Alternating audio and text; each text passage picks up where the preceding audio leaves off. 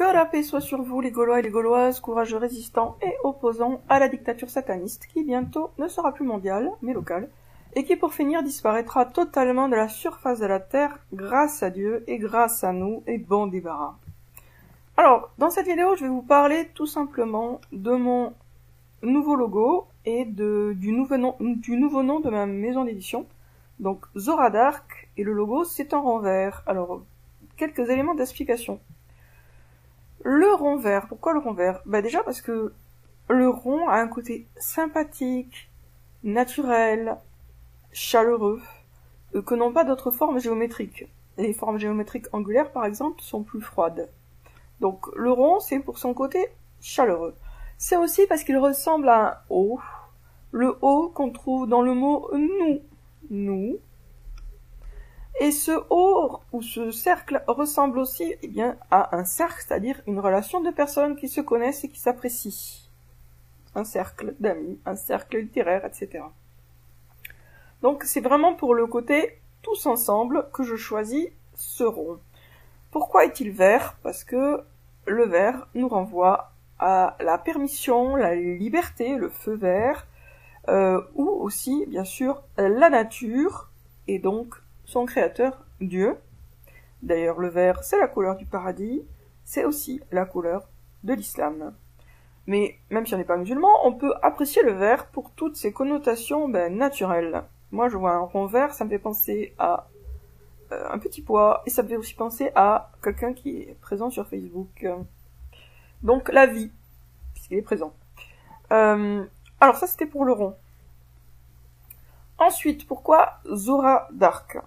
C'est un nom qui est donc renvoie à moi du coup, mais à moi en tant qu'éditrice et pas encore en tant qu'écrivain. Lucia Canovis c'est l'écrivain, Zora Dark c'est l'éditrice. Alors pourquoi ce nom? Je me suis inspirée clairement de Jeanne d'Arc pour la fin, des ''ARC, et pour Zora, je me suis inspirée de Zora Larousse, qui me fait penser elle-même un peu à Zorro. Donc pour le côté justice, ou justicier, mais au féminin, donc justicière. Pour moi, Zora, c'est la justicière sur le modèle de Zorro. Et puis, pour ceux qui sont de ma génération, Zora Larousse, la chanson du générique était plutôt sympathique. Zora Larousse, et puis alors, il y avait des paroles qui étaient fort sympathiques. Je vous laisse les vérifier vous-même, si vous voulez, sur Internet, mais avec un message positif.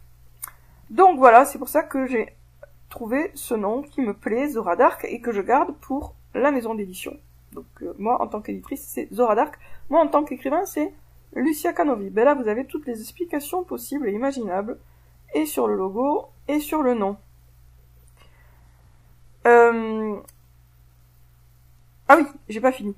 Il y a aussi l'écriture. Alors, le choix de la police Zora Dark, elle est écrite dans la police de caractère Jane Austen, et c'est parfait. Pourquoi? Parce que Jane Austen, elle s'appelle Jane, comme Jeanne d'Arc, et aussi parce que Jane Austen, c'est une romancière tout à fait constructive, qui a écrit des romans drôles, intelligents, qui se terminent très bien. Trois immenses qualités. Drôle, intelligent, et qui se terminent très bien. Donc, ça me va très très bien qu'on ait choisi, puisque je n'ai pas choisi toute seule, je suis associée dans la maison d'édition, je ne suis pas seule à la tête de la maison d'édition, on est deux. Donc ça me va très bien qu'on ait choisi cette police de caractère.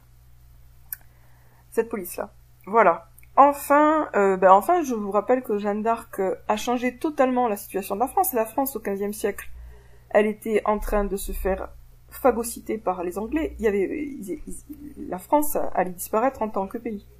Et la situation politique a été renversée par Jeanne d'Arc, qui a rendu la France aux Français. Voilà, sur ce, je vous dis à bientôt les amis.